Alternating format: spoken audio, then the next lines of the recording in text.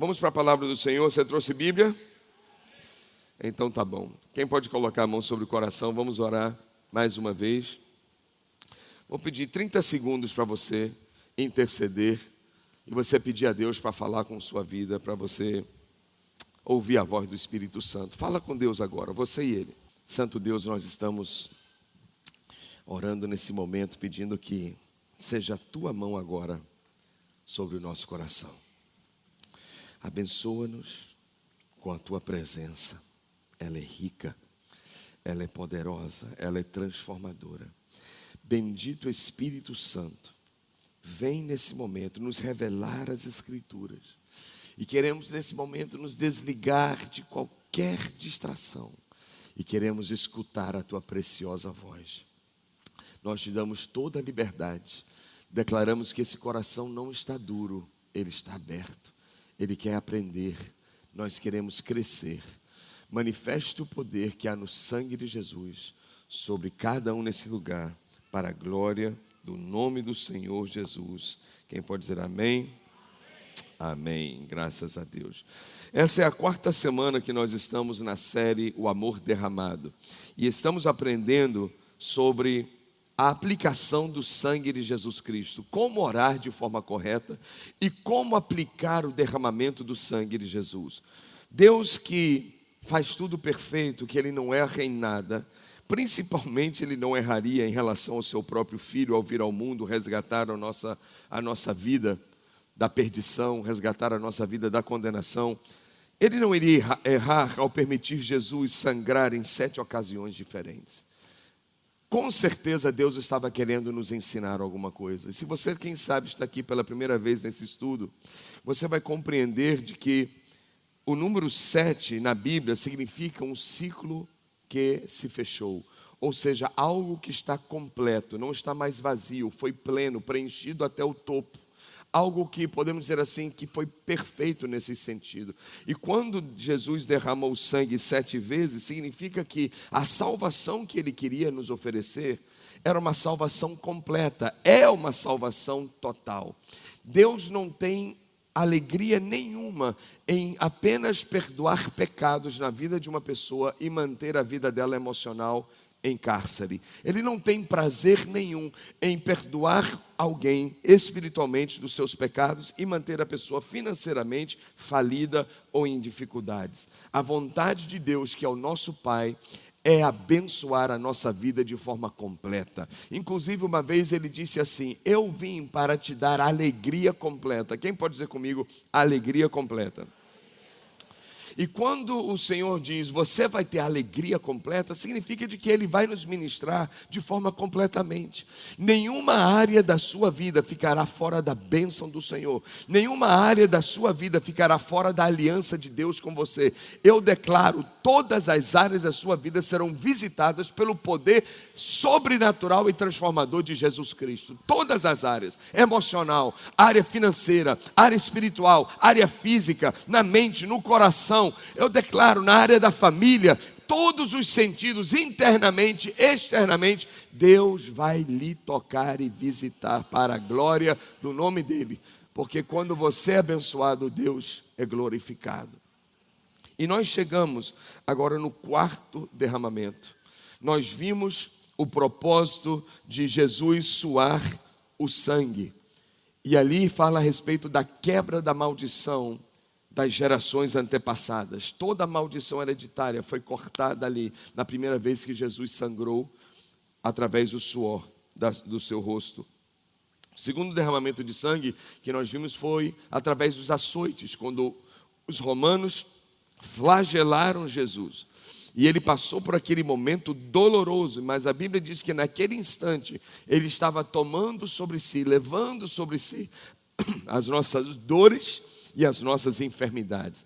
As dores falam das emoções e as enfermidades da área física. E eu creio que há poder no sangue de Jesus de remover toda dor interna e toda dor no corpo para a glória de Deus Pai. Terceiro derramamento que nós vimos e aprendemos a aplicar na oração foi quando Jesus sangrou pela cabeça através da coroa de espinhos. Aqueles espinhos representavam a maldição da terra, uma terra difícil de trabalhar, onde você planta e não colhe direito, onde os espinhos sufocam a semente. E nós descobrimos que o poder de Deus também se manifesta na nossa vida financeira. Arar a terra, trabalhar a terra era a profissão do homem. Isso se aplica aos nossos dias hoje no século 21, é que quando você aplica o sangue de Jesus que brotou da sua cabeça ferida por causa da coroa de espinhos, você está dizendo que toda maldição e toda ação do maligno no seu trabalho vai cair por terra em nome de Jesus e você vai ter a bênção na sua vida profissional. Quem toma posse? Olha como Deus é generoso, até na nossa vida profissional Ele tem interesse de nos abençoar. Deus é Pai, diga, é meu Pai. E agora chegamos na quarta semana, no quarto derramamento. Em que se aplica este sangue que nós vamos estudar hoje? Em que área da nossa vida? Bem, antes de nós vermos as escrituras, eu gostaria que você acompanhasse um vídeo. E esse vídeo é super interessante. Ele tem 6 minutos e ele está em inglês. Nós não achamos ele dublado, mas tem uma legenda. Mas talvez alguém possa ter alguma dificuldade de acompanhar a legenda. Deixa eu te dar uma ideia geral do que é esse vídeo. Uma companhia de cosméticos, ela fez uma pesquisa. E ela contratou um profissional que trabalhou na FBI, que trabalhava com retrato falado. Quando uma pessoa tentava descrever a fisionomia de alguém, ao ouvir a descrição, ele então tentava colocar no papel o rosto daquela pessoa. E ele foi contratado para fazer 2 desenhos da mesma pessoa. Olha que coisa interessante. E o primeiro desenho era uma descrição da própria pessoa, do próprio indivíduo, onde ela se descrevia. Ele, sem olhar para ela, sem saber, apenas ouvindo a sua voz, então ele fez um retrato de mais ou menos como ela se descrevia. Depois vinha uma segunda pessoa que tinha conhecido a primeira no mesmo dia e contava a esse rapaz também, sem ele ter em contato, como ela enxergava a recém-conhecida amiga.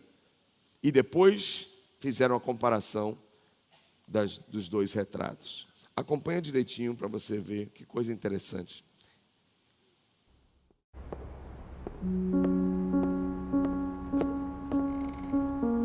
I always thought people were so cute when they have the little cheeks and they're like rosy, but mine are pretty plain. If I was gonna change one feature about my face, I would say that I would want fuller lips. I'm definitely a person that looks tired when I'm tired, and when people say that, I immediately am like, oh man. I'm starting to already get little crow's feet and stuff, which like my mom has, so yeah. I'm a forensic artist. I was trained at the FBI Academy in 1993 in composite art. Worked for the San Jose Police Department as the police artist from 1995 to 2011. We didn't really know what we were doing, so that was nerve-wracking for everyone. I showed up to a place I'd never been and walked into this big warehouse, and at the very end there was a guy with his back to me with a drafting board. I had a curtain separating me so that I don't see him. We'll begin. First of all, tell me about your hair.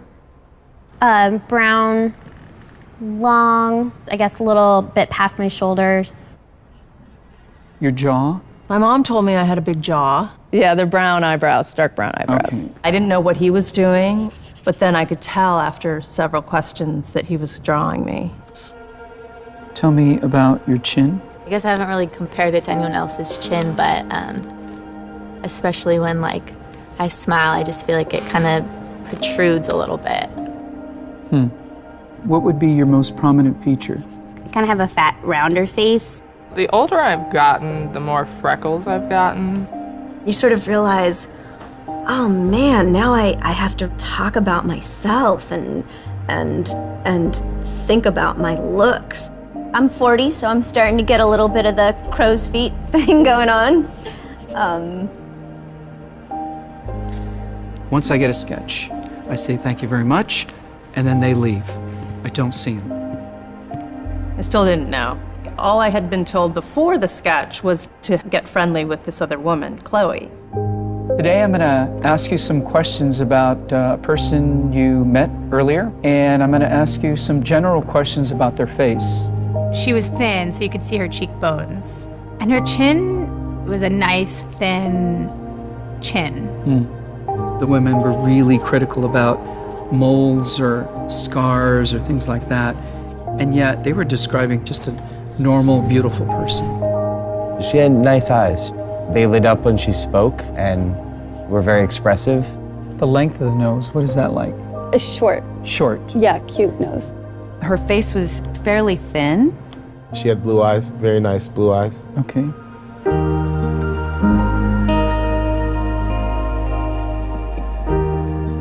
So here we are. So this is your self-described image? And then somebody else described you and I did this sketch.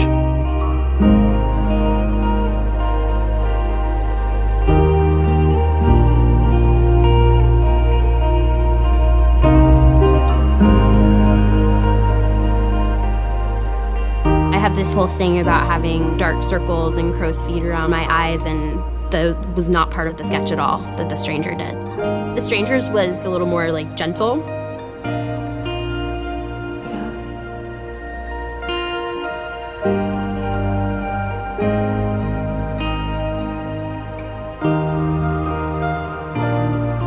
It's pretty different. Which is very strange.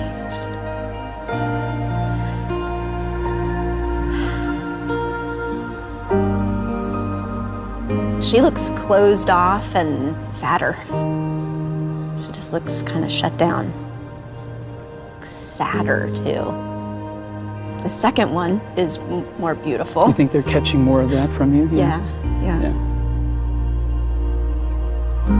She looks more open and friendly and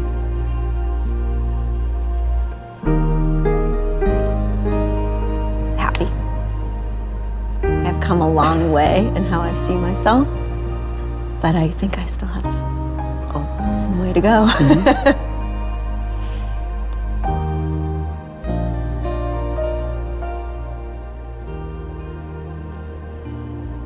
I have some work to do on myself.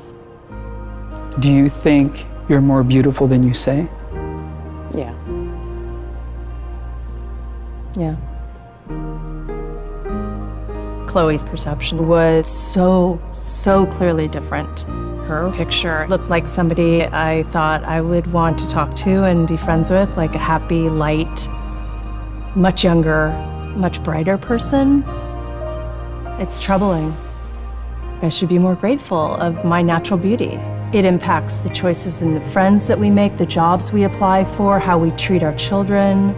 It impacts everything. It couldn't be more critical to your happiness.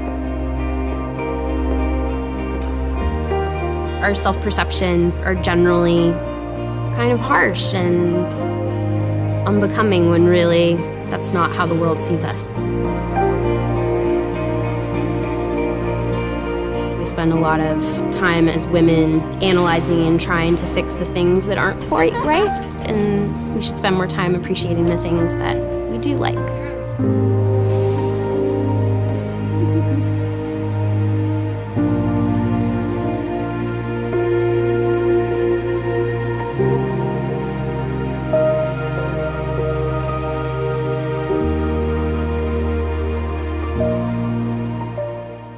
Você é mais belo que imagina.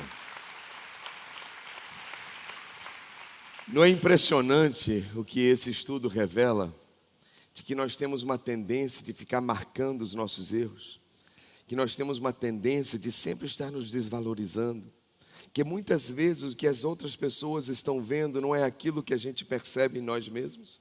Quantas vezes nós julgamos os outros achando que ela está olhando um defeito meu, que ela reparou alguma coisa em mim, e na verdade ela está pensando em algo completamente diferente.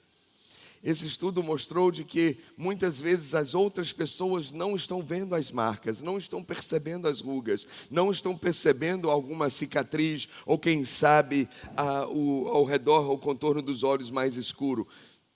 Mas nós temos uma tendência de ficar nos condenando, nós temos uma tendência de ficar olhando para nós mesmos e diminuindo o nosso valor. Por que é que isso acontece? Existe uma explicação muito clara. Tudo nessa vida vai ter uma explicação espiritual. Ouça bem o que eu vou lhe dizer. Tudo na vida física, ela é influenciado pelo mundo espiritual. Antes de Deus criar qualquer coisa física, Deus já tinha criado o mundo do espírito. Antes de Deus criar a terra, Ele criou os céus. Antes de Deus criar os seres humanos, Ele criou os anjos. E o mundo espiritual traz um peso grande sobre as coisas aqui na terra. E quando eu e você aprendemos a trabalhar no mundo espiritual, nós vamos poder resolver muitas coisas no mundo físico. Por isso que é importante nós aprendermos sobre o poder que há no sangue de Jesus. Porque o sangue de Jesus é uma ferramenta espiritual para você vencer as coisas aqui físicas nessa terra. E o Senhor vai nos dar vitória todos os dias para a glória do Senhor. Quem crê? E onde está a explicação espiritual? A explicação é que nós temos um adversário que tem prazer em nos diminuir. Nós temos um adversário que tem alegria em pisar na gente, em tentar provar de que nós não somos nada, que nunca vamos conseguir alguma coisa e que não temos valor algum. Porque quando o diabo olha para você, ele fica com ódio de você. Sabe por quê? Porque você lembra ele de Deus. Você lembra ele do Senhor. Recorde de que nada que Deus criou nesse mundo físico tem a imagem dele. A única coisa que tem na terra, que tem a imagem de Deus e a semelhança de Deus, sou eu, é você. E quando o inimigo nos vê, ele se lembra do Senhor. E a intenção dele é manchar essa imagem que nós temos de nós mesmos. Porque se ele conseguir manchar a imagem que nós temos aqui dentro, então ele vai conseguir manchar o Senhor, a imagem de Deus. Você consegue entender essa estratégia? E é muito importante eu e você sermos restaurados na nossa maneira como nós nos enxergamos. Porque uma pessoa jamais vai ter uma imagem correta de Deus se ela não tiver a autoimagem dela restaurada. Enquanto a minha autoimagem estiver ferida, diminuída, eu jamais vou poder enxergar e ter uma revelação correta de quem é o meu Criador, de quem eu sou o reflexo, de quem é o meu Senhor, de quem é o meu Deus. E a tendência normalmente é o seguinte: você pode perceber, quem sabe você nunca abriu os olhos para essa realidade, mas pessoas que têm dificuldade de se aceitarem, elas também têm dificuldade de aceitarem a Deus. Pessoas que têm dificuldade de aceitarem como elas são, elas têm uma tendência de se esfriar espiritualmente com o Senhor. A vida espiritual é para cima e é para baixo. Por quê? Porque ela sempre está em crise interior. Ela sempre está olhando alguma coisa na vida dela que não é boa, que ela não gosta, que ela está insatisfeita. E o diabo faz questão de ficar dizendo: você é feio, você não é, você é horroroso, isso aqui no seu corpo é triste. Por quê? Porque ao ele ferir você, ele está ferindo a imagem do Senhor que está dentro de você. E ao tentar lhe atingir, na verdade o objetivo dele é atingir aquele a quem você representa. Faz sentido o que você está ouvindo, não? E nós temos que trabalhar conscientemente a respeito disso. E hoje você vai tomar uma decisão. Hoje você vai ter que se posicionar de uma maneira em mudar drasticamente a maneira como você se enxerga, a maneira como você se vê. O inimigo fica lançando pensamentos na nossa cabeça o dia inteiro, toda hora. E ele tem uma estratégia. A estratégia do diabo é sempre falar na primeira pessoa. Nem sempre ele vai dizer assim: você é feio. Às vezes ele vai colocar um pensamento na primeira pessoa e eu vou aceitar esse pensamento e eu vou dizer: eu sou feio. Eu tenho um nariz muito grande. Eu tenho uma orelha muito assim. Eu, sabe uma coisa, meus dentes são assim. Eu não vou sorrir porque meu sorriso não é agradável. E às vezes as pessoas acham o seu sorriso lindo, mas você tem vergonha dele. O inimigo fica colocando, tem gente que tem vergonha dos dedos, aí então nunca usa sandália, acorda de manhã com o sapato fechado. É sério, gente. O inimigo sempre vai tentar apontar alguma coisa na gente para dizer, isso não é bom. Isso não é legal. Eu lembro uma vez que eu fui para o médico não sei se estava sendo usado por Deus ou pelo diabo, até hoje eu estou meio em dúvida, mas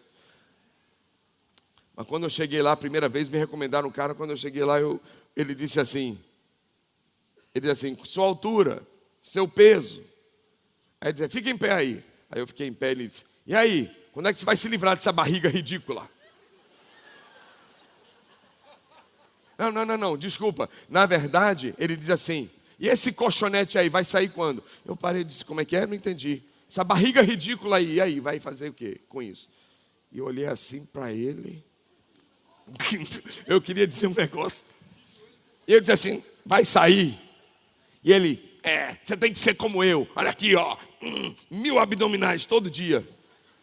E eu olhei para ele e disse, valeu, cara, parabéns. Nunca mais voltei para ele.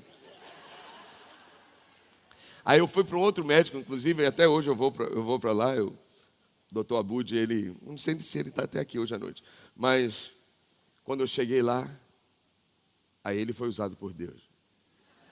Quando eu cheguei lá, ele olhou assim para mim, altura, tal, peso. Aí ele disse, 1,80 m. Aí ele disse, e seu peso? Aí eu não lembro na hora, eu acho que eu botei assim, 92. Ele disse, tá ótimo. Eu disse, Senhor, é aqui que eu vou ficar. Encontrei meu doutor. E aí o que ele fez? Ele me estimulou. Que não é colocando para baixo que a gente vai tomar uma atitude. Pode até acontecer, mas normalmente não. E através do estímulo ali, eu fui resolver. Ainda estou no processo, não precisa ficar observando nada não, tá? Mas o fato é que o diabo sempre vai encontrar uma parte no nosso corpo para dizer, isso é feio. Isso é ridículo. Isso aqui não presta. E a intenção dele é nos desvalorizar. Por favor, olha para duas pessoas e diga assim, você tem um valor muito mais do que você imagina.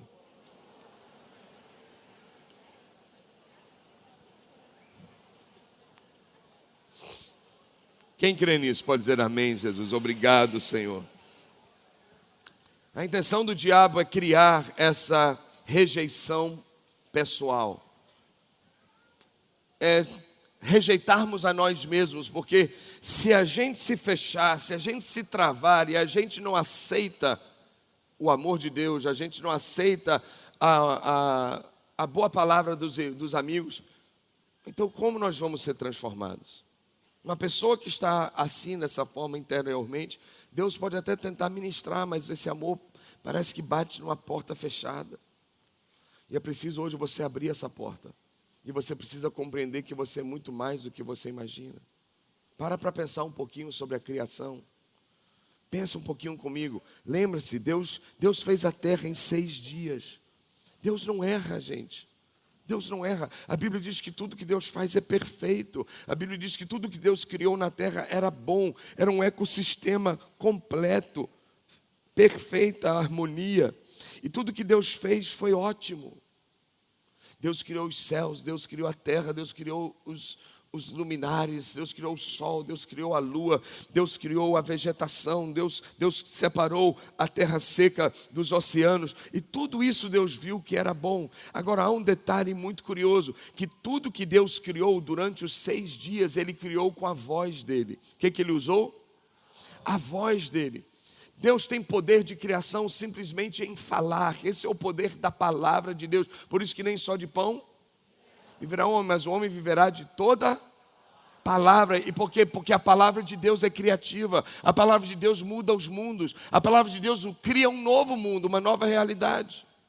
E aí Deus olhou para as águas dos rios e as águas dos oceanos, Ele disse, águas produzem os peixes, e os peixes vieram. Ele olhou para o solo e disse, produza árvores, produza alimento.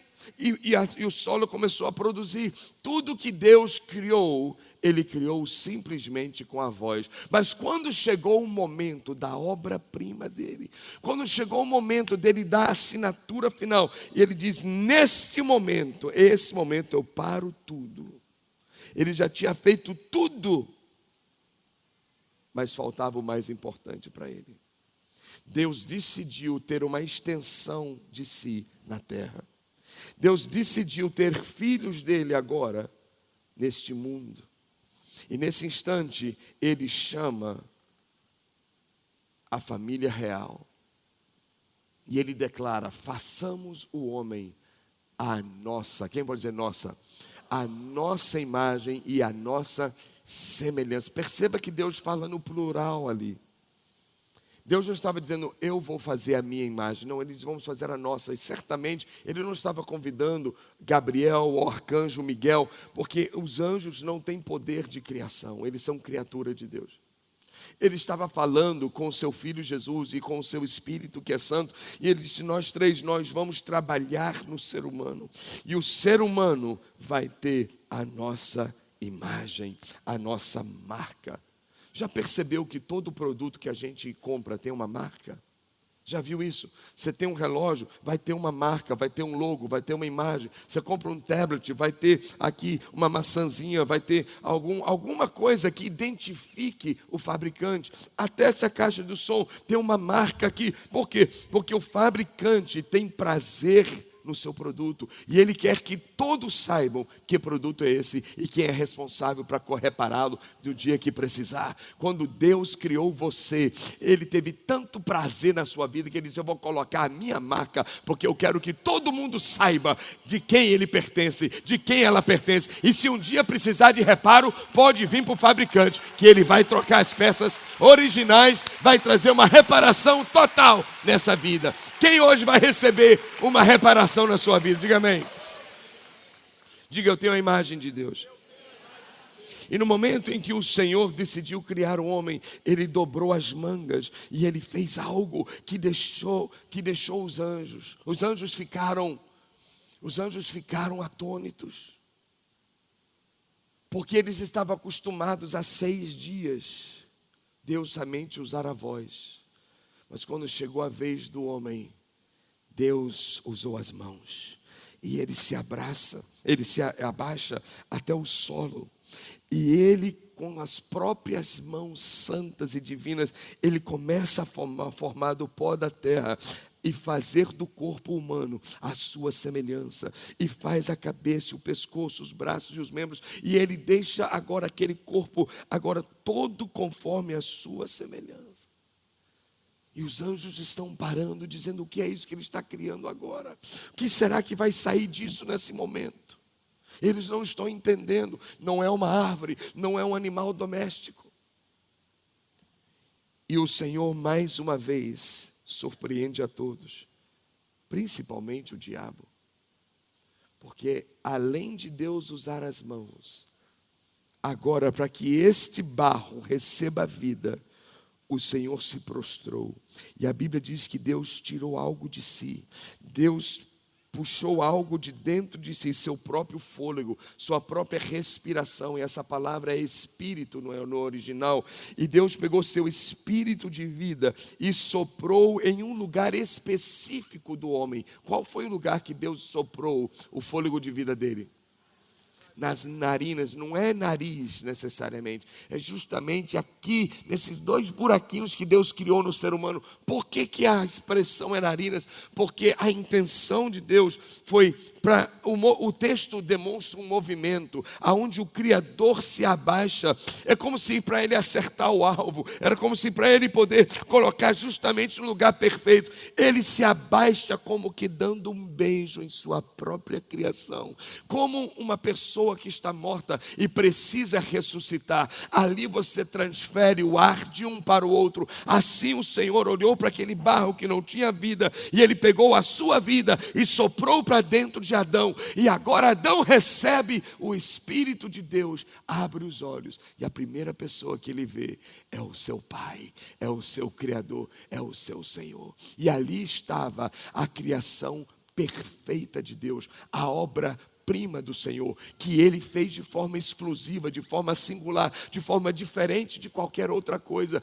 Então eu quero dizer a você, você não é um animal irracional, você não é fruto de uma explosão, você não é fruto de uma bomba, você não é fruto de terrorismo, você não é nada disso. Você é fruto da obra de Deus. Você não veio de uma lesma, você não veio de um bicho, você não é animal. Você é filho de Deus, que tem a imagem e semelhança do Criador. Bendito seja o nome do Senhor. Quem pode dizer obrigado, Deus? O inimigo ama desvalorizar os homens. E ainda fica colocando na nossa cabeça que somos animais irracionais. Animal é o diabo, que já começou como serpente no Éden. Eu não sou animal. Me classificaram 100 anos atrás, 112 anos, mais ou menos atrás. Eu sou um animal. Eu sou animal. Eu sou a imagem e semelhança do Senhor. Ah, mas é racional. Que racional? Eu sou espiritual. Você está entendendo ou não? Mas o que o inimigo puder criar na cabeça dos homens para desfazer os próprios homens, ele vai tentar. Porque ferindo sua imagem, ele fere a imagem de Deus. Faz sentido ou não?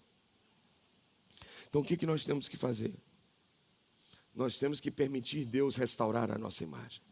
E Jesus derramou um sangue específico que é justamente para isso. Qual é o sangue? Qual é o derramamento do sangue de Jesus que restaura a nossa autoimagem? Foi o sangue que ele derramou ao ser esmurrado, ao ele ser agredido em sua face. Face fala de imagem. Quando você olha no espelho, você vê a sua face, você vê a sua imagem. E quando os homens queriam desfazer a imagem de Deus, deram nele murros, deram nele socos, que a Bíblia diz de que a face de Jesus ficou tão desfigurada que ninguém mais o reconhecia. Há um texto na Bíblia muito interessante, veja comigo Isaías capítulo 50. Isaías capítulo 50, versículos 6 e 7. Quem achou? Diz assim, já está aí, ó. Ofereci-me as costas àqueles que me batiam. E ele também ofereceu o que, irmãos? Diz, ofereci meu rosto àqueles que arrancavam a minha barba. Interessante esse detalhe. E arrancavam a minha barba. Não escondi a face da zombaria e dos cuspes deles. Porém, o versículo seguinte diz, porque o Senhor, o soberano, me ajuda. Essa frase é muito forte. Queria que todos lessem comigo. Vamos lá? Porque o Senhor, o soberano, me ajuda. Ele diz, não serei constrangido. Receba essa palavra para você. Você não será envergonhado. Por isso eu me opus firme. Resisti àquele tipo de agressividade. Aquela violência verbal que eles estavam trazendo sobre Jesus também. Por isso eu me opus firme como uma dura rocha. E sei que não ficarei decepcionado. Assim o Senhor fará com todos nós. Seremos curados interiormente de toda a autoimagem negativa, baixa autoestima em nome de Jesus Cristo. A Bíblia diz que não somente Jesus ofereceu as costas, mas também ofereceu o quê? O rosto dele. O rosto. Em 2 momentos, Jesus foi agredido no rosto. Em 2 momentos. O primeiro foi na noite em que ele foi traído. Quando ele estava no Getsemane, naquele jardim, veio Judas e o dedurou, o mostrou, dizendo assim, é esse cara aqui. E a Bíblia diz que os guardas do templo judaico amarraram Jesus e o levaram à casa do sumo sacerdote chamado Caifás. E naquela madrugada, Jesus foi interrogado. O segundo momento foi quando já não era madrugada, já era manhã. Não eram os judeus, agora eram os romanos. E depois que açoitaram as costas de Jesus, colocaram uma coroa de espinhos na sua cabeça, a Bíblia diz que batiam em sua face. Durante a madrugada, os judeus batiam nele, davam tapas e murros e diziam, você não é o Cristo, você não tem revelação, então profetiza agora, quem é que te bateu? E zombavam dele. Na manhã seguinte, eram agora os romanos que estavam agredindo ele, dizendo: salve, rei dos judeus, e zombando do Senhor. Mas em ambos os momentos, ele foi esmurrado, e certamente ele sangrou pelos lábios, ele sangrou pelo nariz, quem sabe pela sobrancelha, pelos olhos, porque a agressividade era exagerada, a violência era muito forte. Mas além disso tudo, a Bíblia traz um detalhe de que lhe arrancaram a barba. Por que fizeram isso? Porque na cultura judaica, barba era um símbolo de autoridade. Todos os rabinos, os mestres da palavra, eles tinham barbas longas, porque ali demonstrava experiência, demonstrava conhecimento, trazia respeito. Até hoje em dia, assim, na cultura judaica. E algumas culturas do Oriente também. Os romanos não ligavam para a barba. Eles não deixavam os pelos crescerem na face. Mas para os judeus era algo muito especial. E quando olhavam para Jesus dizendo: você é um charlatão, você é um mentiroso, você blasfema, aí a Bíblia diz que arrancavam a barba para dizer: você não tem autoridade, você não é rabino coisa nenhuma, você não representa o Senhor em nenhum momento, você não é filho de Deus, você é um mentiroso. E arrancavam-lhe a barba, e certamente no momento em que a barba era arrancada, ali também acontecia o que no rosto de Jesus? Sangrava, e cada gota que Jesus sangrou é poderoso o suficiente para transformar a vida de qualquer pessoa. Quando Jesus estava sendo esmurrado e sua barba sendo arrancada, a intenção naquele momento era agredir a identidade de Jesus, era agredir a face de Jesus, que fala do seu conceito pessoal, de quem Jesus se achava. Mas a Bíblia diz que ele se opôs firme, como uma rocha firme, como uma dura rocha. E assim eu e você temos que nos opor às mentiras do diabo, que ele tenta colocar na nossa cabeça, dizendo que nós não somos isso, ou não podemos aquilo. Hoje a voz do inimigo será silenciada na sua mente, e o poder do sangue de Jesus se manifestará no seu coração. Você sairá daqui uma nova pessoa, para a glória de Deus Pai. Quem vai deixar Deus fazer um milagre hoje na sua vida? Diga amém. Agora é interessante que nesses dois momentos Jesus foi esmurrado por judeus e Jesus foi esmurrado por romanos. Por que Deus permitiu isso? É porque os judeus representavam os amigos de Jesus. Romanos representavam os inimigos de Israel. E o que Deus está querendo nos mostrar é que não importa de onde vem a ferida, haverá solução, haverá cura. Quando a ferida vem do inimigo, a gente está até preparado para isso, muitas vezes. Aquela coisa, o fogo do inimigo, você está preparado, você está sabendo, você não espera outra coisa do inimigo. Mas o que nos surpreende é muitas vezes quando o fogo é amigo, quando vem de alguém que está perto da gente, quando vem alguém que está próximo da gente, como um marido, uma esposa, um pai, uma mãe, um filho, um irmão, um amigo próximo, um sócio, um líder, um discípulo. Quando o fogo amigo vem, isso sim nos dói, isso nos surpreende, isso nos pega de surpresa, porque nós não estávamos preparados. Mas a Bíblia diz que mesmo vindo de amigos ou vindo de inimigos, se causou dor, se tirou algum valor dentro de você, o sangue de Jesus foi derramado para que o inimigo não prevalecesse dentro da sua história, não prevalecesse nas suas emoções, nem nos seus pensamentos pessoais. Deus vai fazer uma mudança interna nesse lugar. Quem toma posse e pode dizer: obrigado, Jesus. Agora a pergunta que a gente tem que fazer hoje à noite é o seguinte: como você se vê? Sinceramente, como você se vê? O que mais você identifica no seu corpo? O que mais lhe chama atenção? Se você estivesse ali naquela cadeira fazendo um autorretrato de si mesmo, o que você ia identificar? O que você ia perceber? Como você se enxerga? Pensa direitinho comigo, gente. Pensa direitinho comigo. Você acha que esses pensamentos que nos diminuem, que nos pisam, você acredita que isso vem de Deus? Responde, por favor. Você acredita que um pai que nos ama falaria assim com a gente? Você que ama seu filho, você que ama sua filha, você olharia para sua filha e dizer, você não vale nada, olha aí que nariz horroroso, olha aí que olho caído, parece um peixe morto. Você falaria assim para o seu filho que você ama? Não, se ama não faz. E Deus ama você, Ele te ama. E Ele jamais liberaria uma palavra que iria machucar você. Ele jamais ia liberar uma palavra que ia criar dor em você. Então nós temos que aprender a identificar qual é a voz de Deus e qual é a voz do diabo. São bem diferentes. E o inimigo vai querer colocar pensamentos na gente que vão querer nos destruir. Porque o homem é o resultado daquilo que passa na sua cabeça. Ele é o resultado dos seus pensamentos e das suas decisões. Você viu aí no vídeo o depoimento daquela mulher falando, dizendo, olha, isto é crítico à nossa felicidade. Porque a maneira como a gente se enxerga, isso vai influenciar, vai impactar tudo. Vai influenciar quem são os amigos que nós escolhemos, quem são as pessoas que nos associamos. Vai nos influenciar até no momento de entrevista de um trabalho, se a gente fica olhando para baixo, se a gente fica olhando para o lado e não olha nos olhos, porque a gente tem insegurança, não tem certeza da gente. Eu ouvi a história hoje no almoço, quando a pessoa foi para o médico e disse assim, doutor, eu estou passando por um problema. Eu disse, o que é? Ele disse assim, eu só vivo de cabeça baixa, não consigo olhar para os lados, não consigo perceber mais o mundo. Eu só olho para baixo o tempo todo, cabeça baixa. O que é que eu tenho, doutor? Qual é o meu problema? E o doutor disse, WhatsApp.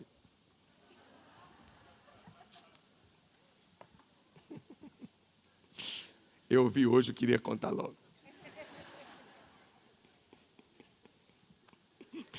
Oh, Jesus, tem misericórdia. Doutor bom esse, hein? Até me perdi agora, não sei nem onde eu estava. Está vendo como é que o WhatsApp é perigoso? Onde é que eu estava? Me ajuda aí, vai. Isso, exatamente, obrigado. Que a maneira como a gente se vê influencia todas as coisas ao nosso redor. Influencia tudo. Você tem noção de quantas oportunidades já foram perdidas porque a gente se julgou não apto ou não merecedor? Você tem ideia de quantas coisas Deus já encaminhou em sua direção e você não quis porque você achava que não era digno de receber aquilo? Entenda uma coisa. Se tem algo que é patenteado a Satanás e que ele sabe fazer muito bem, é a mentira. Jesus olhou para os homens e disse, Satanás é mentiroso e ele é o pai da mentira. Nada que o inimigo vai convencer você vai ser para o seu bem e vai ser uma verdade do Senhor. Pelo contrário, a Bíblia diz, conhecereis a verdade e a verdade vos libertará. Então entenda algo, se a verdade é o que nos liberta, significa que o que nos prendeu foi uma mentira. E se essa mentira certamente veio do diabo, o sangue de Jesus vai acabar com toda a mentira de Satanás na nossa cabeça. E hoje vai ser uma noite de libertação nesse lugar, porque há poder no sangue de Jesus. Quem crê pode dar um grito de vitória hoje à noite, para a glória de Deus. Amém. Quem pode pisar na cabeça do inimigo? Pisa assim de estar amarrado. Toda mentira está debaixo dos nossos pés. Mas de forma sincera, o que a gente precisa fazer hoje à noite? Nós precisamos nos ver. Como você se vê? Como você se enxerga? Você sabia que muitas pessoas na Bíblia tinham um conceito errado de si mesmo? A gente estuda a palavra, a gente vai ver pessoas na Bíblia que tinham esse problema. Vou contar a história de uma pessoa, vou lembrar de um deles, Mefibosete. Já ouviu falar de Mefibosete na Bíblia? Você estava agora orando a Deus por uma revelação sobre o nome de um filho? Você está tendo a revelação agora, não é esse o nome. Mefibosete. Aí, Mefibosete, ele era neto do rei Saul. Ou seja, ele era de uma linhagem real, ele tinha herança, ele tinha promessas, ele tinha muitas coisas vantajosas para a vida dele. Só que houve uma virada em Israel, a dinastia passou para uma outra família. Agora o reinado de Israel passou a ser da linhagem de Davi. Mefibosete agora entra num pânico, ele tem agora pavor, ele pensa que Davi vai matá-lo, porque ele seria um concorrente ao trono. Mas Mefibosete se esqueceu de que o pai dele era o melhor amigo de Davi. E a Bíblia ensina de que Mefibosete passou a vida dele inteira escondido nas escuras. Imagina isso. Ninguém podia saber que ele estava vivo, que ele era o descendente do antigo rei. Ele queria omitir a sua linhagem, omitir sua identidade. Além disso, ele sofreu uma fatalidade com 5 anos de idade, quando Jerusalém foi invadida. Sua babá o pegou para ele não sofrer nada. Eles saíram correndo, ela tropeçou e o menino caiu no chão. E os seus 2 pés quebraram e ele ficou manco das pernas. Então olha que situação complicada para esse rapaz. Vivendo escondido, vivendo na escuridão, vivendo omisso, alienado, aleijado e com um nome abençoado desse. Que Mefibosete significa ser quebrado, que literalmente suas pernas foram quebradas, e significa vergonha, e ele tinha vergonha de quem ele era. E isso foi crescendo, foi aumentando, foi multiplicando de tal forma, que quando o rei Davi descobriu que o filho do melhor amigo dele estava vivo, mandou-o buscar e o convidou ao palácio, e disse: vem cá, fica aqui comigo. E no momento em que Mefibosete chega no palácio em Jerusalém, ele começa a tremer, ele começa a entrar no pavor. E por mais que Davi falava de forma benevolente a Mefibosete, ele não conseguia aceitar aquilo.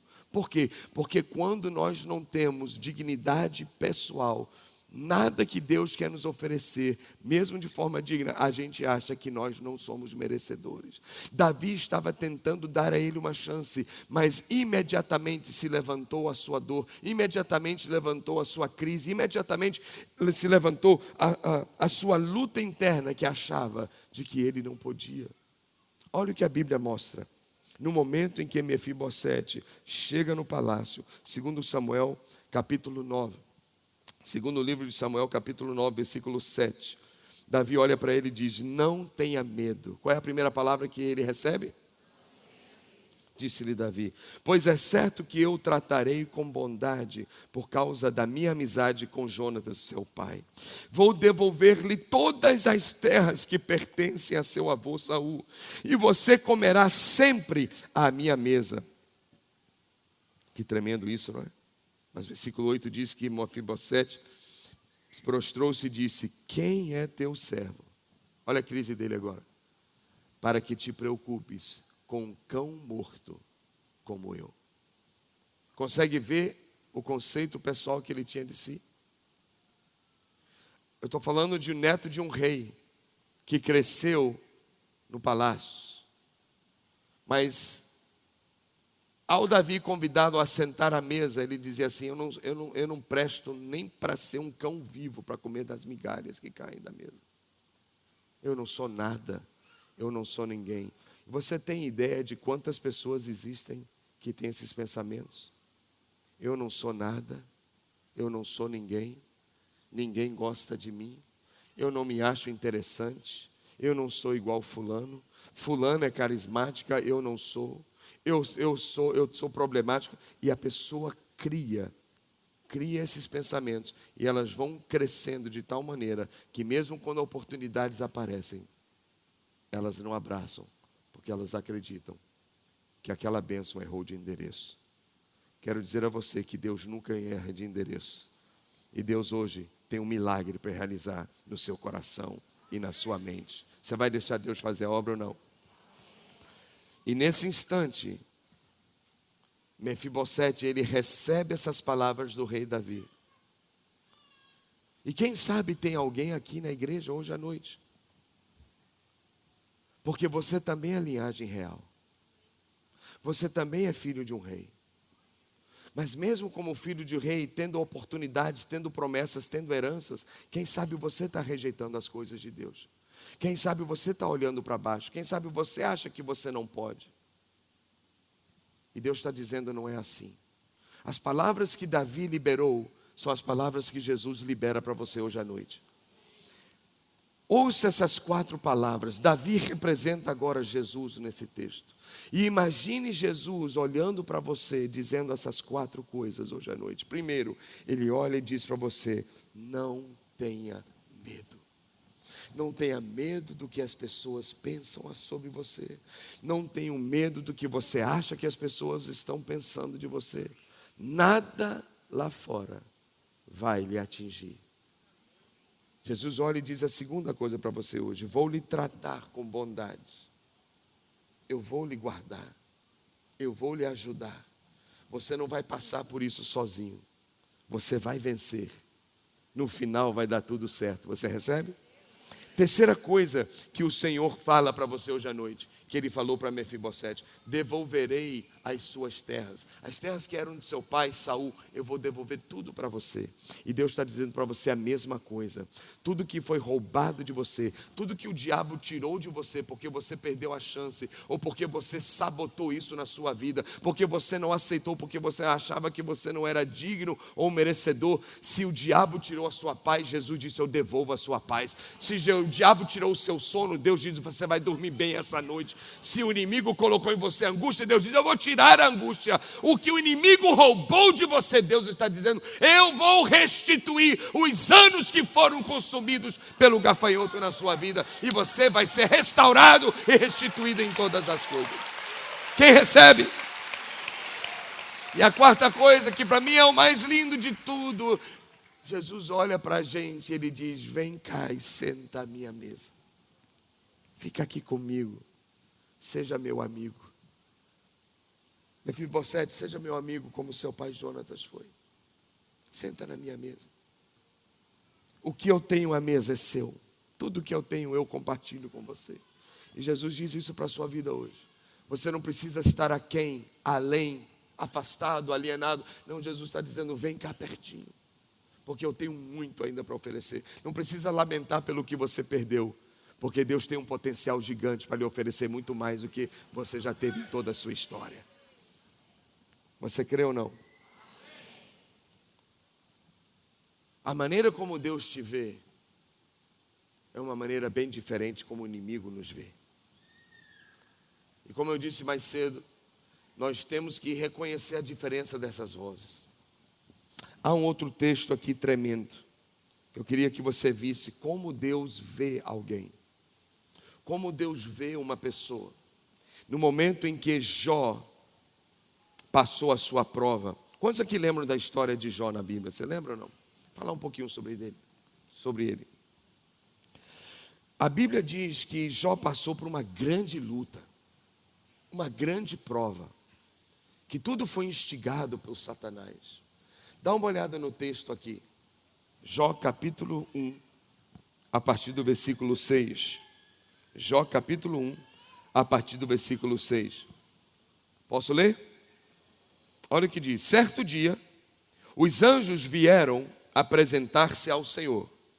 E aí Satanás veio também no meio deles, ok? Versículo 7. E o Senhor disse a Satanás: de onde você veio? O que foi que Satanás respondeu? De perambular pela terra e andar por ela. Ou seja, o inimigo não tem o que fazer, né, rapaz? Estou rodando aí, não sei o que fazer não. Estou procurando alguém aí para eu tentar perseguir, perturbar. Essa é a obra do diabo. Então disse o Senhor a Satanás, versículo 8. Olha que lindo isso aqui, olha que tremendo. Você já viu, já reparou o meu servo Jó lá na terra? Não há ninguém na terra como ele. Irrepreensível, Jó é íntegro, Jó é um homem que teme a Deus e evita o mal. Uau! Vou dar uma paradinha aqui. Olha que conceito elevado Deus tem de Jó. Ele é um homem irrepreensível. Tem uma versão que diz aí, é um homem perfeito. Mas a ideia de perfeição aqui não é que nunca errou. Não é isso. É porque Jó, ele tinha um coração de ser trabalhado, de ser tratado. Ele aceitava as circunstâncias para que ele fosse aperfeiçoado. Essa era a característica dele. Jó não era perfeito, Jó era igual a mim, igual a você. Jó era um cara normal, que tinha muitas lutas. Inclusive, a Bíblia diz que ele tinha uma família disfuncional. A Bíblia diz que ele tinha um casamento que era um terror. A Bíblia diz que os filhos deles eram mundanos, que eles iam para farra, iam para gandaia, e ele ficava preocupado em casa. Algum pai já passou por isso? Alguma mãe? Quando o filho vai para a rua, vai para a gandaia na madrugada, e o pai fica orando, e Jó ficava orando pelo filho. Durante a noite oferecia sacrifícios a Deus para que os filhos fossem poupados. E aí a Bíblia ensina que ele passou por uma luta que perdeu tudo, perdeu empresa, perdeu dinheiro, perdeu patrimônio, perdeu os filhos. E a prova dele foi tão grande que ele perdeu tudo, a não ser a mulher. É sério, estou inventando não. Todo mundo morreu, menos a mulher rixosa que ele tinha. Ele tinha uma mulher perturbada. Ele tinha uma mulher rixosa. Você sabe o que a Bíblia fala de mulher rixosa? A Bíblia diz que a mulher rixosa é igual um pingo de água. Fica uma goteira. Pam, pam, pam, pam. Que irrita, chega um momento que explode. Porque a mulher dele era assim. Pegava no pé de Jó o tempo todo, falava mal de Jó, criticava Jó, sempre via os defeitos do marido. De novo, lá vai você, largando cueca para o lado, larga meia para lá, nunca guarda nada, todo dia a mesma coisa. Hoje você esqueceu de tirar o lixo de novo da rua, todo dia lembra. Já viu aquela mulher que fica no pé, não precisa falar nada, fala nada não. Para o seu bem, não diga nada, fica quietinho agora. Mas eu estou tentando te ajudar, vai orando.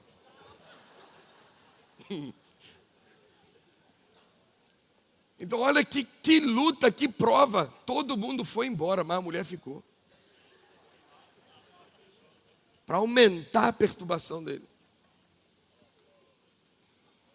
E aí, quando Deus diz, você está vendo Jó? Jó é íntegro.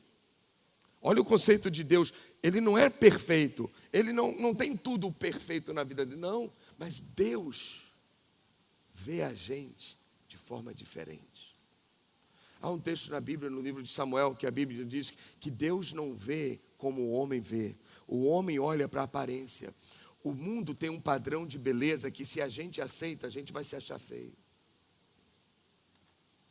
Deus não vê como o homem vê. Deus não vê a aparência. A Bíblia diz que Deus vê o quê? O coração. E Deus olhava não as coisas imperfeitas em Jó. Deus olhava o coração de Jó. E é assim que Deus vê o ser humano. E é assim que Deus vê a gente. Deus não nos vê pelas nossas falhas. Deus nos vê pelo nosso propósito.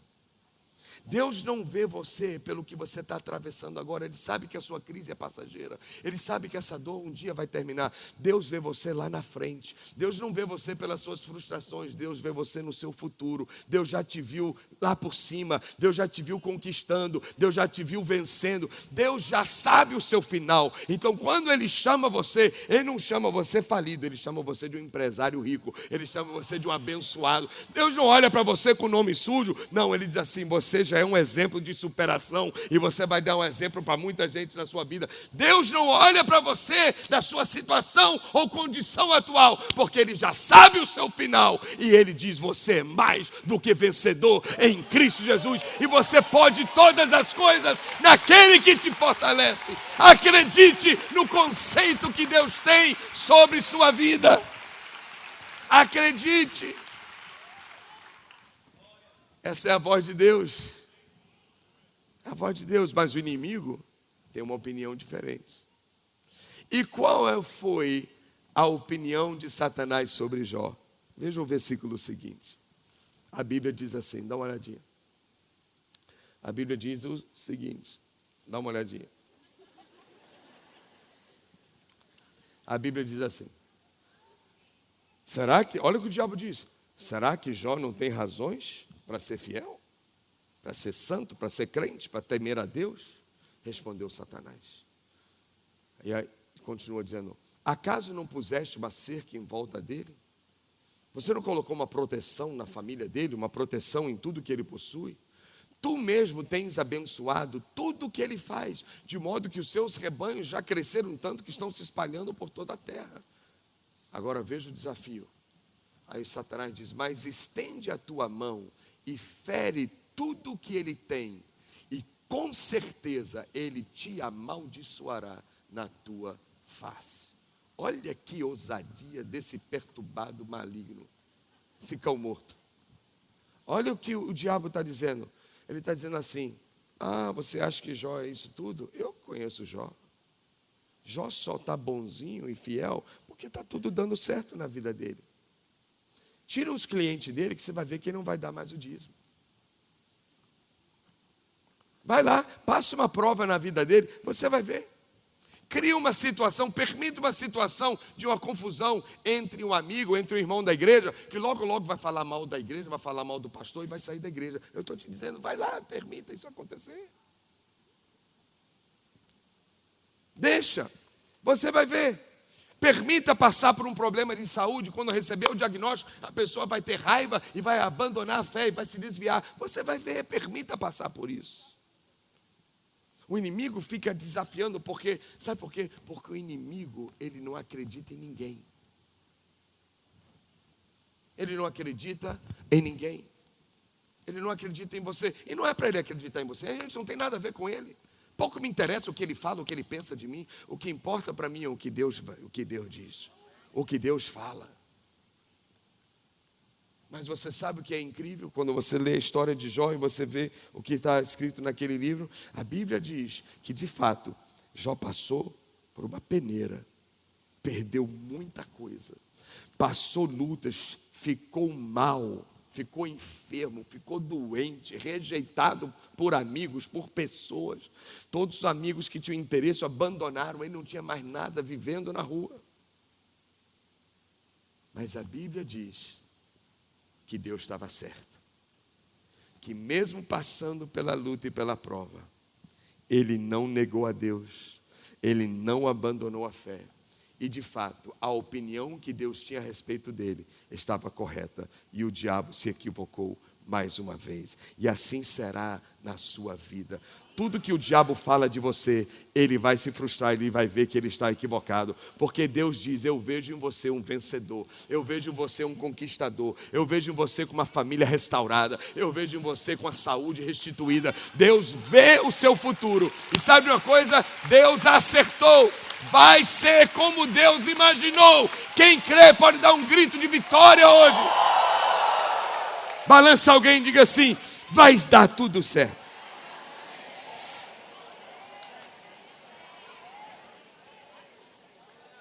Vai dar tudo certo. Então, o que nós estamos entendendo hoje? Estamos entendendo o seguinte, para a gente terminar. Enquanto a nossa autoimagem não é restaurada, a gente não vai entender a imagem, não vamos ter uma imagem correta de Deus. Mas o sangue de Jesus verteu da sua face ferida. Porque quando o agrediram, estavam agredindo a sua imagem, tentando desvalorizar a sua identidade. Cada pensamento que o inimigo lança contra nós e aceitamos é como um golpe na cara de Jesus. Mas quando ele é golpeado, quando nós aceitamos os pensamentos, o sangue é derramado para quebrar a força desse pensamento e sermos libertos dessa mentira. E hoje tem libertação para as nossas vidas. Quantos querem viver na verdade do Senhor? Diga amém. Então convido você a ficar de pé nessa hora e nós vamos orar e agradecer ao Senhor Jesus. Quem pode erguer os dois braços comigo em direção aos céus e oferecer uma adoração à pessoa mais incrível que existe, a pessoa mais tremenda de toda a história. Não há ninguém como Jesus. Ninguém é igual a Jesus. Ele é exclusivo, ele é singular. Ele é o Deus Altíssimo que me ama a tal ponto que morreu e deu a própria vida para eu viver eternamente com Ele. Com suas próprias palavras, eu vou lhe pedir agora, comece a exaltar o nome de Jesus. Levante a sua voz e comece a falar bem de Jesus. Comece a glorificar o nome do Senhor nessa hora. Porque Ele deseja abençoar você em todas as áreas da sua vida. Ele quer lhe trazer uma redenção total, uma libertação completa. Nenhuma área da sua vida ficará fora da bênção do Senhor. Nenhuma área da sua vida ficará sem ser visitada pelo poder de Deus. E há poder nessa noite, para lhe alcançar aonde você está. Não importa, você pode estar vendo agora por internet, você pode estar vendo agora no YouTube, você pode estar recebendo agora por satélite. A palavra de Deus está chegando até você, nessa cadeira, nessa sala, nessa cidade. Hoje o Senhor lhe alcança, o amor de Deus chega até você. Ele derramou o sangue pela sua vida, e esse sangue tem poder, é poderoso para transformar sua realidade, a sua realidade. Exalte o nome do Senhor, glorifique o nome do Senhor, glorifique o nome do Senhor. Há poder no sangue de Jesus. Há poder no sangue de Jesus. Há poder no sangue de Jesus. Há poder no sangue de Jesus. Há poder no sangue de Jesus. O sangue que brotou da sua face agredida. O sangue que brotou quando lhe arrancaram a barba. Esse sangue vem sobre nós. Vem sobre nós. Vem sobre nós. Vem sobre cada homem, cada mulher, cada pessoa que está ouvindo essa palavra. Vem agora em nome de Jesus. Clame agora, diga: sangue de Jesus, venha sobre mim. Eu quero o sangue de Jesus. Vai liberando essa palavra. Eu quero o sangue de Jesus sobre mim. Faça um cerco de proteção à minha volta. Eu quero esse sangue guardando a minha vida, transformando a minha vida.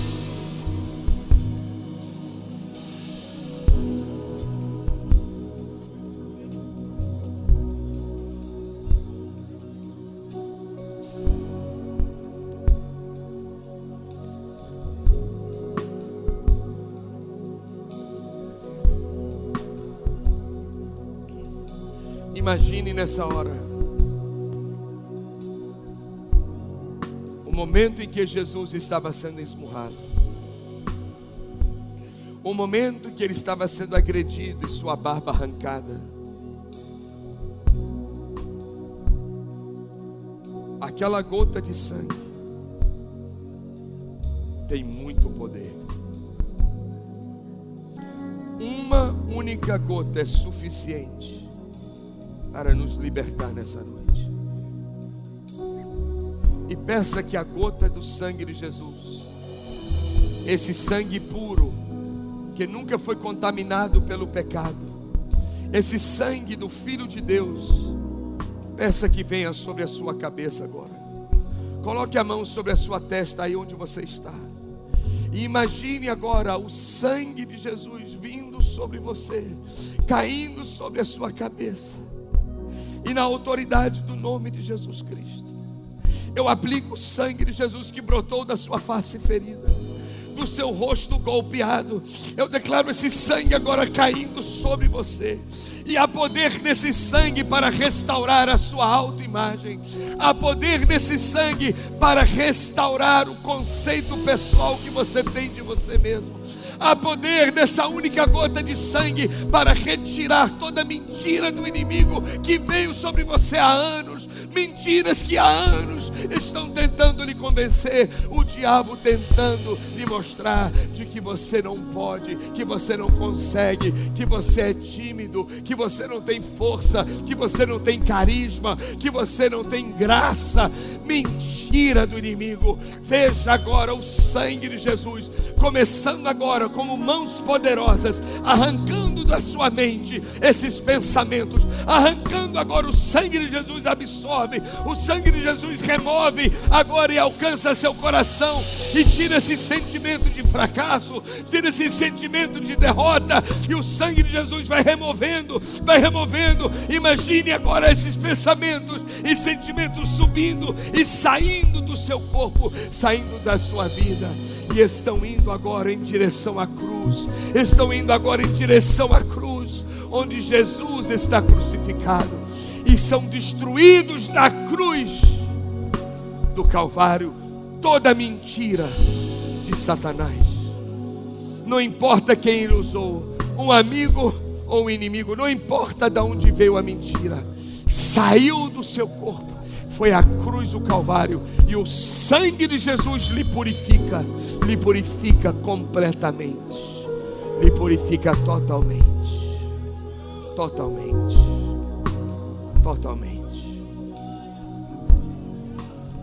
E agora você olha para Jesus, não mais pendurado na cruz, mas agora assentado num alto e sublime trono, como grande rei de toda a terra e toda a criação e todo o universo. Ele está vestido de glória, sua majestade é bela. Você vê paz em sua face, você vê amor no sorriso dele. E Jesus agora estende as mãos dele até você, e ele levanta o seu queixo, e ele te olha nos olhos, ele te vê face a face, e ele te diz hoje à noite: não tenha medo, não tenha medo, não tenha medo do que pensam ou dizem de você, não tenha medo do que você acha que eles pensam de você. Isso não é importante. O que é importante é que eu te amo. O que é importante é que você é a minha imagem, você é a minha semelhança, e eu tenho prazer nisso.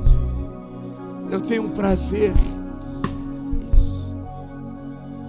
Jesus te olha e diz: eu vou tratar você com bondade, eu vou cuidar de você, eu vou sarar suas feridas, eu vou cuidar das suas dores, e eu vou curar todo o mal que lhe causaram. Eu vou restituir tudo que foi tirado de você, toda oportunidade que você julga que perdeu. Acredite, eu tenho muito mais do que oferecer. Eu vou restituir sua paz, sua alegria, sua tranquilidade, sua esperança.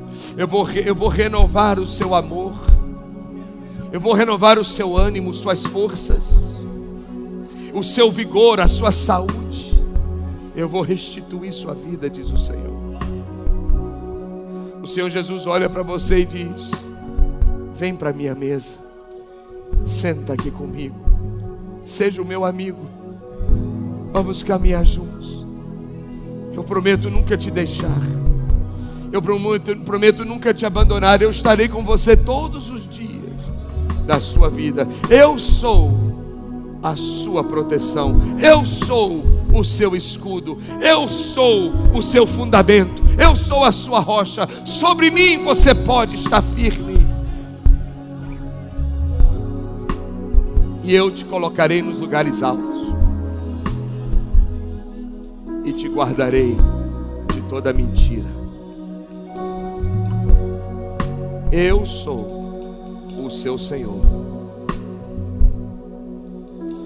eu sou aquele que dei a vida para você ter uma nova vida.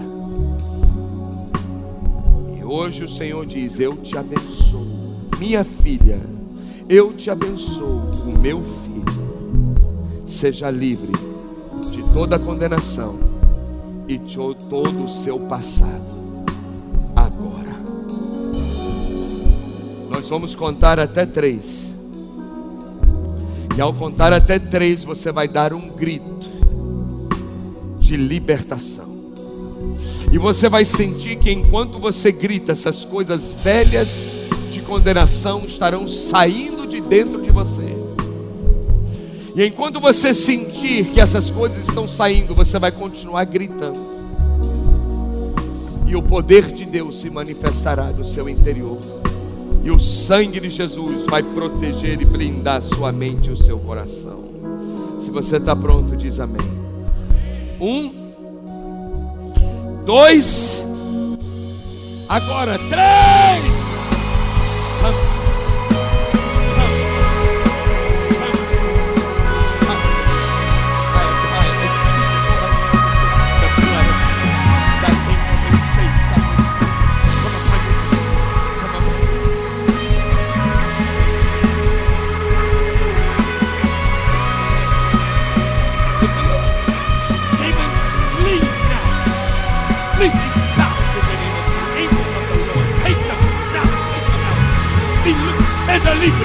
Seja livre, seja livre, seja livre, seja livre. O sangue de Jesus está sobre você e há poder no sangue de Jesus. Quem crê agora, dê um grito de vitória e de alegria. E um aplauso ao Rei dos Reis e ao Senhor dos Senhores. Não há nada, e não há nada que resista ao seu poder. Nem pecado, nem o mal, livre sou. Não há nada, vai. Não há nada que resista ao seu poder. Nem pecado, nem o mal, livre sou. Mais uma vez, não há nada, vai. Não há nada que resista ao teu poder. nem pecado, nem o mal, livre sou. Eu creio. Não há nada que creia, resista ao seu creia, poder. creia. Nem pecado, nem o mal, livre sou. E eu creio que tu és o mesmo ontem, hoje, para sempre. E eu creio que teu sangue é o que basta para mim. Só mais uma vez, eu creio. E eu creio que Jesus, tu és o mesmo ontem, hoje, para sempre. E eu creio que diga forte agora, teu sangue é o que basta para mim. Pai Santo, obrigado, porque Jesus não escondeu o seu rosto. Ele ofereceu o seu rosto para que a nossa imagem, nossa identidade fosse restaurada. Nós somos imagem e semelhança do Criador, do Deus Todo-Poderoso.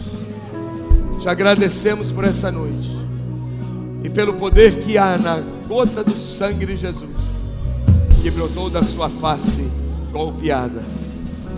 Eu não vou aceitar mais mentiras.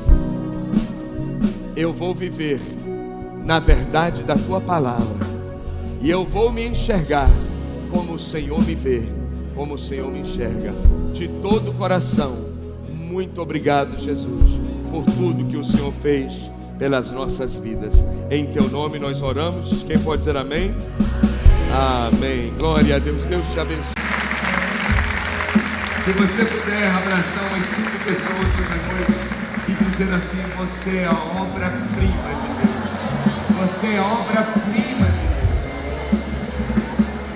Deus. E há poder no sangue de Jesus Cristo. Deus te abençoe. Vai na paz do Senhor. Tenha uma semana vitoriosa.